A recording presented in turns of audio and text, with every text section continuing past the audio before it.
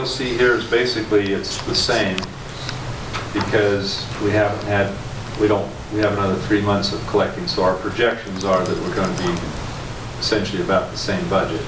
We'll have exact numbers, like I say, in March, but we are required to look at it and propose an amended budget. So we're proposing that the budget be amended to the same amount. No change from the approved budget. Right. And then we'll do a final amended in March for 2016. Okay. Let's see, I guess we need a public, so we'll open up this item for public comment on the amended 2016 budget. Questions, comments? Seeing none, we will close the public hearing on the amended budget. And council, we're back to you. Mr. Chairman, I'll make the motion that we accept the 2016 amended budget as presented. I would second it. We have a motion and a second to accept the amended budget as it is. Looking forward to a final amended in March or so. All those in favor, Councilmember McPhee? Yes. Yes. Yes. Yes. Yes. Yes. Yes. Okay. In addition to that, we do have the other department or other fund budgets. We don't have them listed separately, but they are included in that portion. If I can put those up on the board real quick. We do have those listed separately, don't we? The library and the S. They're on the back. Some of them, not all the funds. These are actually part of the... That's where it gets a little bit confusing because library and health department are special funds, but they're technically part of the county fund. And then we also have some service funds that fall within the county budget that I previously showed. And so as we look at that, for instance, we have the Class B road fund. These are required funds that are required to be separate by statute, but they're all incorporated back into the original fund.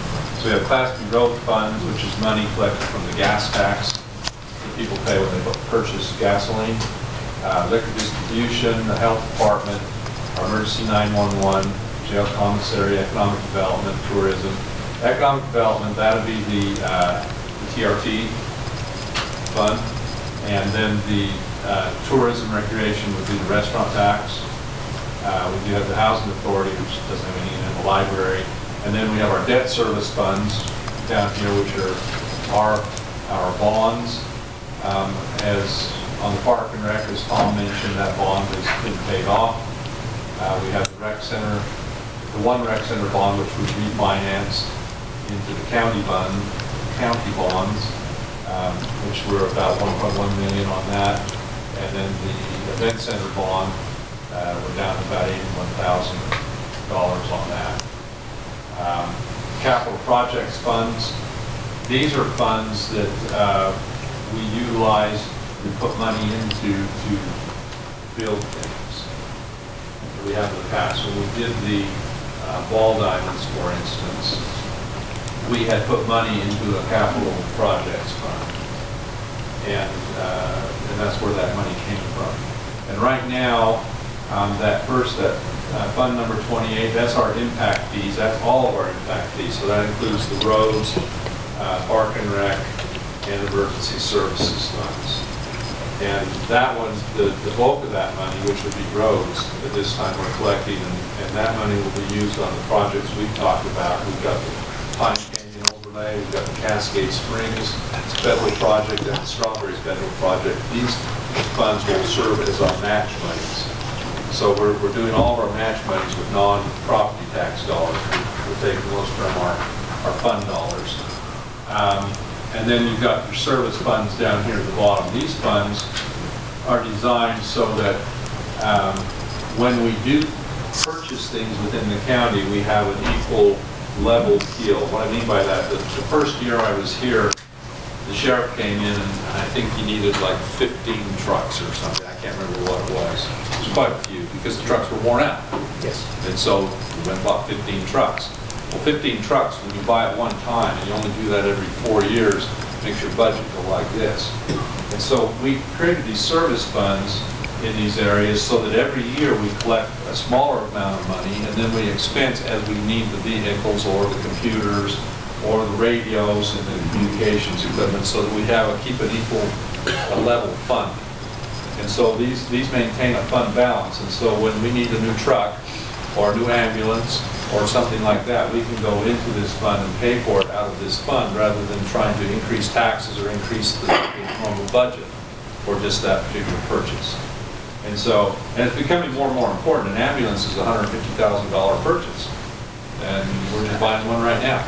It used to be we'd buy one every 5 or 6 years. Now we're buying one about every year. And so these become much larger purchases. So that's what those funds are. And they're incorporated into the other budget. And at the 2017, which Yes. we'll pass on the 21st, or consider on the 21st. This is the amendment to the 217, I mean, the No, 216. This is the 2017 proposed. This is the proposed 217. For the other funds. So we also have an amendment. And you also have, that was part of the other one, that was attached. Yeah, we didn't have this one. Yeah, but it doesn't change either. Yeah. Okay. Item number 4, we're moving along. Consideration of possible cost of living salary adjustment for the elected officials. All elected officials, including, and it lists those that are included. Can I just mention something on this? Yeah. By state statute, since I proposed a cost of living increase in the budget, I can propose that for all employees except elected officials.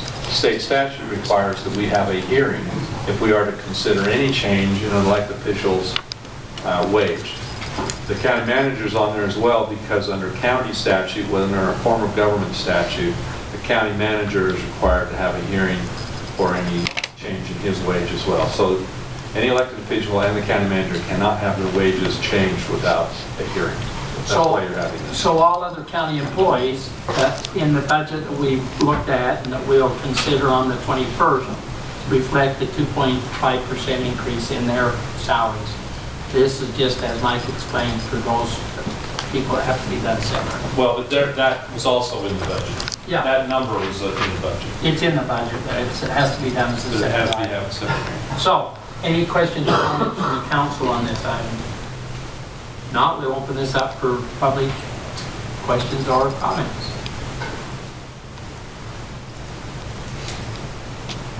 Seeing none, we'll close the public hearing and council is back to you. Mr. Chairman, I'll make a motion that we